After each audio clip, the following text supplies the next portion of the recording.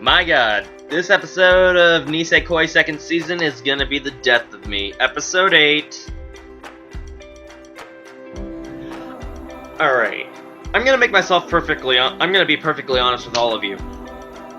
That whole magical girl, Kosaki, Marikawa, and Jitoge, not a whole huge fan. It was part of like a bunch of special chapters and everything in the manga, and I skimmed over a few of them. I'm just not a huge fan of the whole magical girl genre stuff. So, I did halfway watch the very first half of the beginning of Nisekoi episode 8 just to see what it was like, and I just don't have the comedy sense for that. A lot of other people might find more humor in it. It's just when something comes up like that, I'd prefer we'd actually have a little bit more of the plot. And this is a stretch for Nisekoi, but actually be a little bit more direct to the plot, not some side story. This could easily become like a side episode maybe, or a special, because it was only like a 12-minute thing. So yeah, I got halfway through that part, and then I skipped to there, and we did get back to the plot and everything. So the overall gist of this episode is we had magical girl Kosaki, Jitoge, and Marikawa, and then a demonic Haru, because Ichijo had to fill in over at the candy shop where Kosaki, Haru, and her mom all work and everything, and Haru did not like that whatsoever. Kosaki left those two alone to work in the kitchens because she wanted them to get all along and everything, but Raku sat there for a while and just watched her work. They actually did connect a few times, and they actually really had a blast talking to each other because they talked about sweets, and then you could see their facial expressions, sparkles in the background, and they were just having a blast. And then she'd be like, "What? Why am I having a blast talking to this guy? I mean, he's some kind of pervert, right?"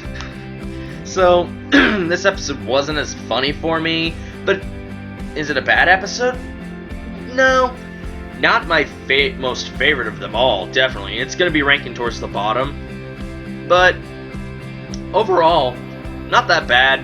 We did get some development between Raku and Haru. She's starting to really see how Raku really is, and not through the rumors.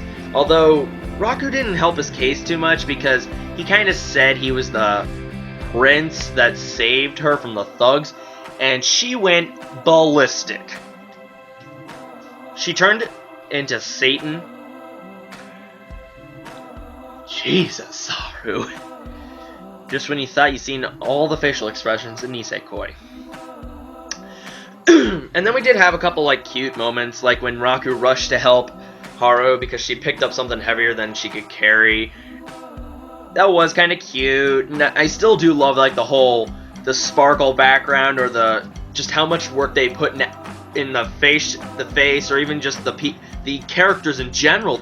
The work they put in the characters amazes me. So yeah, Nisekoi, you guys can probably tell, I'm actually I'd say not a huge fan. I'm a huge fan, but it's not my most favorite of anime. I rarely watch romance or like the super romance comedy animes like these, but it's still pretty good.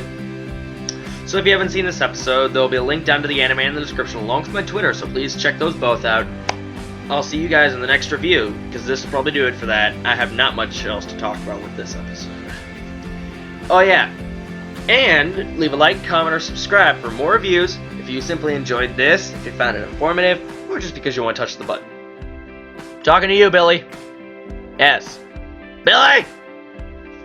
Anyways, I'll see you guys in the next review. Bye-bye!